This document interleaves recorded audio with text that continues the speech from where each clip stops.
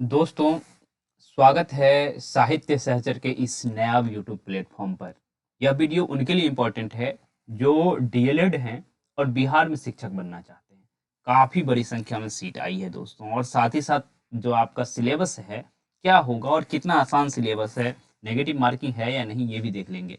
ठीक है, तो इस वीडियो में वही सारी चीज़ें डिस्कस करेंगे जो बीपीएससी की तरफ से एक नोटिफिकेशन आया, और नोटिफिकेशन में सारी बातें विस्तार से है और बहुत चीज़ें आसान कर दी गई है आप लोगों के लिए कि जो है सिलेबस कहाँ से पढ़ सकते हैं। ठीक है, एक रेफरेंस दे दिया गया है। जब आपको रेफरेंस मिल जाता है ना, तो आप चीज़ें आसानी से कर पाते हैं।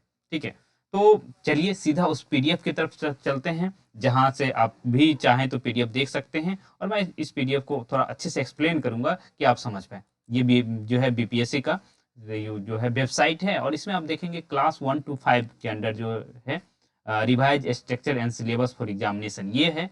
एक चीज तो ये है, दिख ही रहा है आपको, और दूसरी बात ये भी है class 1 to 5 under the exam education department, detail regarding the qualification, selection process and date of application, ये बाकी चीजें दी गई है। ठीक है, तो ये दोनों जो चीज है वो लगभग सेम है।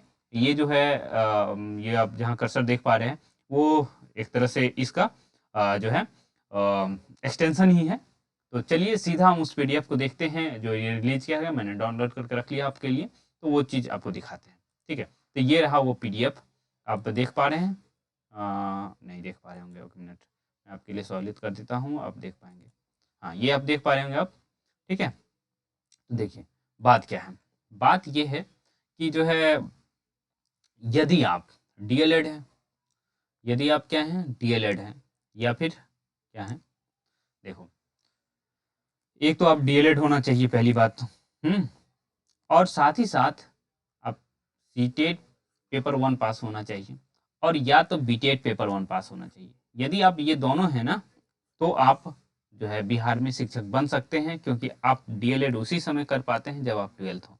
यही आपसे मांगा जाता है कि आप इंटर हो प्लस डीएलएड हो। ठीक है, तो ये आपका जो है एजुकेशन क्वालिफिकेशन है। जनरली इस तरह के बच्चे होते हैं, और इसी तरह की चीज़ों जो है की बात की जा रही है। देखिए आप यहाँ देखेंगे, ये देखिए कह रहे हैं कि विद्यालय अध्यापक पद पर नियुक्ति हेतु राष्ट्रीय अध्यापक शिक्षा परिषद द्वारा समय समय पर निर्धारित शैक्षणिक और प्रशैक्षणिक योग्यता धारित करता हो, जो निम्नवत है। क्या क्या, न्यूनतम 50% अंक के साथ 12th पास हो। ठीक है, और प्रारंभिक शिक्षा छात्र में द्विवर्षीय डिप्लोमा हो। वही मतलब है कि आप 12th पास हो प्लस डीएलएड हो। ठीक है, ये हो, या फिर आपके पास जो हाई स्कूल में 45% अंक हो, और डीएलएड हो, चाहे उसका जैसे किसी नाम से जाना जाता है, जैसे जो है बीटीसी के नाम से जाना जाता है यूपी में। ठीक है, जेटी के नाम से जाता है, जेबीटी के नाम से जाना जाता है जो है वहाँ हिमाचल प्रदेश में या हरियाणा के आसपास जो है वो जेबीटी कहा जाता है। ठीक, तो किसी भी नाम से जाना जाता है, मतलब सीधी सीधी बात है कि आप डीएलएड हो तो ज़्यादा बेहतर है। ज़्यादा बेहतर नहीं, वही रिक्वायरमेंट ही है उसकी।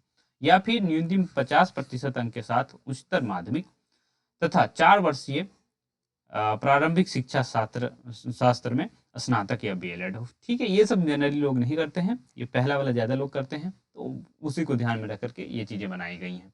या फिर जो है स्नातक, जो कई लोग ग्रेजुएशन के बाद डीएलएड करते हैं। ठीक है, तो वो भी जो है योग्य होंगे। हाँ, इसमें ये ख्याल रखिएगा कि बीएड के जो लोग हैं वो एलिजिबल नहीं है। आपको डीएलएड किसी भी तरीके से होना ही पड़ेगा, वरना नहीं हो पाएगा। ओके, एक बात हो गई। और एक चीज़ देखो, ये सारी चीज़ें हैं, वो उतने डिटेल में जाना नहीं है, क्योंकि लगभग आप लोगों को पता है, और मैं आप लोगों का समय बर्बाद नहीं करना चाहूँगा। ओके, तो इन सारी चीज़ों को देखना छोड़ के हम सीधा हम जो है इनके सिलेबस की तरफ चलेंगे, और क्या पैटर्न रहने वाला है एग्जाम पैटर्न। क्योंकि देखिए, हम आपका समय बर्बाद करेंगे तो ऑब्वियस सी बात है कि हमें अच्छा नहीं लगेगा, और आपको काम की चीज़ नहीं देंगे तो आपको अच्छा नहीं लगेगा। ठीक, तो हम चाहते हैं कि आपको काम की चीज़ मिले, इसीलिए हम सिलेबस देखते रहेंगे। आपको एक बार देख लेता हूँ, आपको सब कुछ स्पष्ट दिख रहा होगी नहीं, मैं अपने आप को थोड़ा छोटा कर देता हूँ। इससे ये होगा कि आप आराम से चीज़ों को देख पाएंगे। ओके, ये रहा, मैं अपने आप को छोटा कर लिया। ठीक है, मैं चाहता हूँ कि आप बहुत बड़े बने, इसलिए मैं अपने आप को छोटा कर लिया। ठीक है, खैर हम बात करेंगे सिलेबस की। ओके, और सिलेबस और एग्जाम पैटर्न। पहली बात तो है कि इससे पहले जो एग्जाम हुआ था, आप देखे होंगे कि ओनली 120 नंबर का एग्जाम हुआ था, लेकिन इस बार ऐसी बात नहीं है। आपको जो है 150 प्रश्न पूछे जाएंगे। भाग 1 जो है 1 से 30 तक रहेगा, भाग 2 जो है 40 से 80 तक रहेगा, उसके बाद जो है 80 से 150 के बीच जो है आपका भाग 3 होगा। ये बात समझ गए? ये बात आपको आराम से समझ आ रही है या नहीं आ रही है? ऑब्वियस सी बात आराम से समझ आएगी आएगी।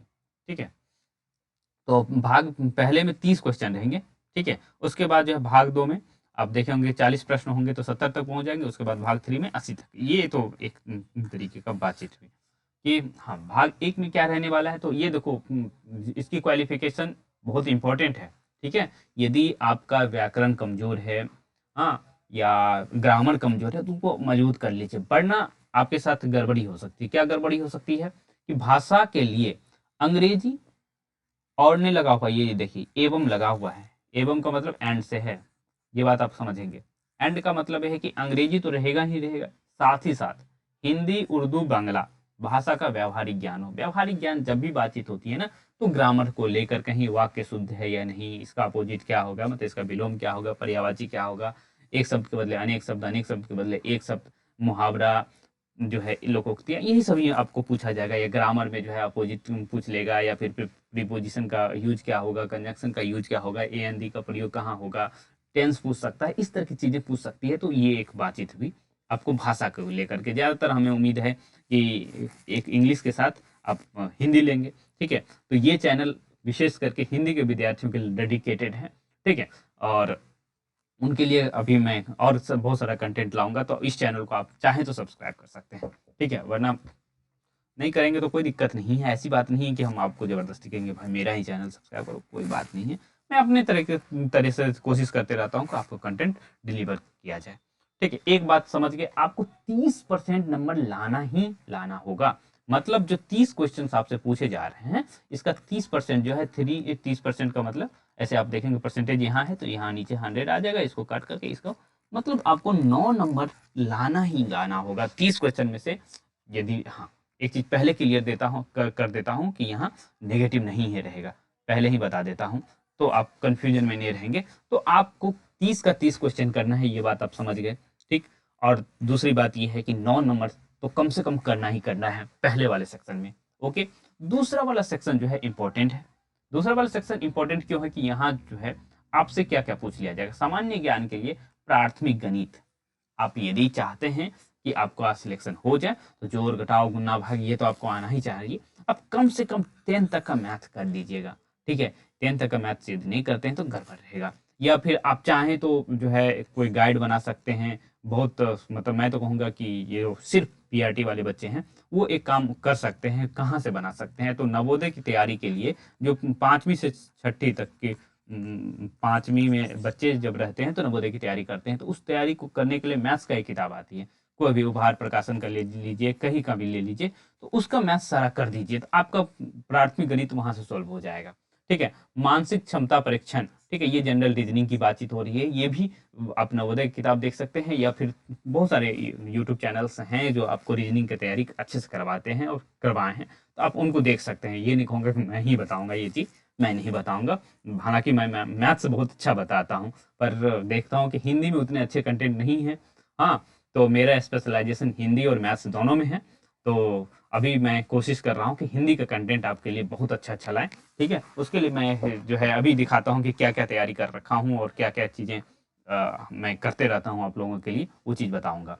ओके, उसके बाद आप देखो रीजनिंग कर सकते हैं, सामान्य जागरूकता, सामान्य विज्ञान। ठीक है, आप कुछ भी ना करें तो कम से कम एनसीईआरटी जो बुक है, एनसीईआरटी उसका रिवीजन कर लें। ठीक है, बहुत अच्छे बच्चे हैं आप लोग, तो कम से कम 10 तक की एनसीईआरटी का रिवीजन कर लेंगे तो आपका काम हो जाएगा।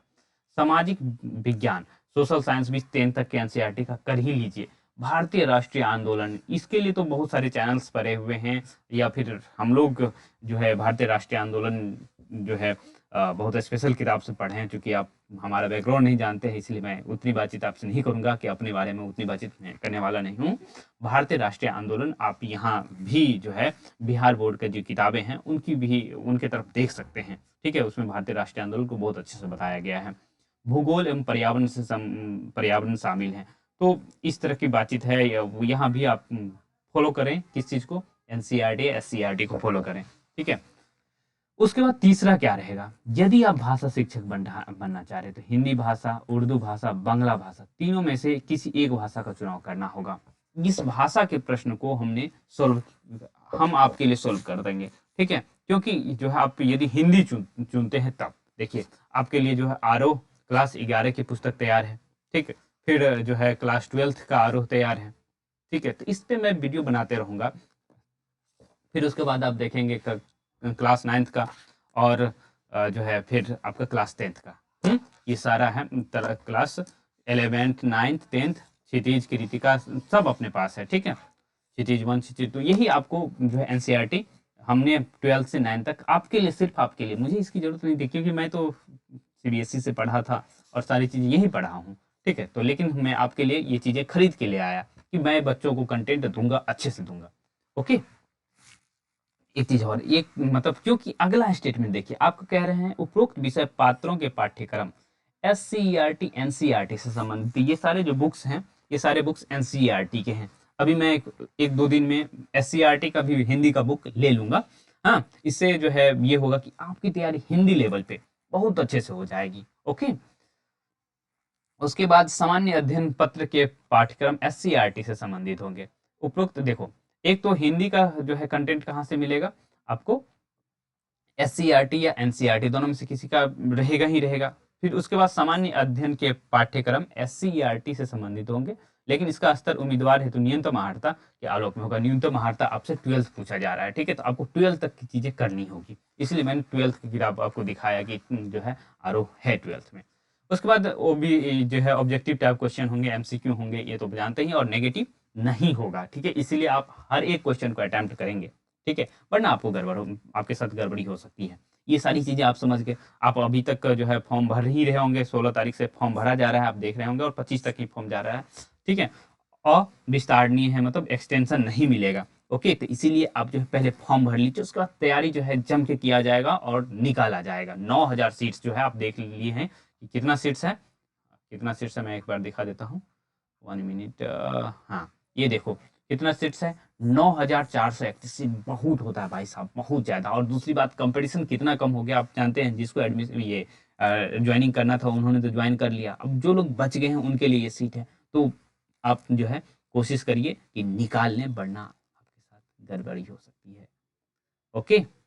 और एक चीज कंफ्यूजन मैं क्लियर कर दूं, बहुत लोग कंफ्यूज हैं, सीटेट जो है उसका क्या सीन रहने वाला है, ठीक है। तो इसके लिए क्या सीन रहने वाला है, यहाँ देखो आप क्या कह रहे हैं कि जो सामान्य कोटि के बच्चे हैं, सामान्य कोटि का मतलब ये हुआ कि जो है आप जो है सामान्य जनरल लोग हैं, तो वो 60% उनको लाना होगा। मतलब 150 नंबर का आप जानते हैं कि सीटेट होता है, इंटू 60% आप जानते हैं कितना हो जाएगा, 100 नीचे आ जाएगा। तो 90 नंबर यदि आपका सही है तो आप बिहार में एलिजिबल हैं।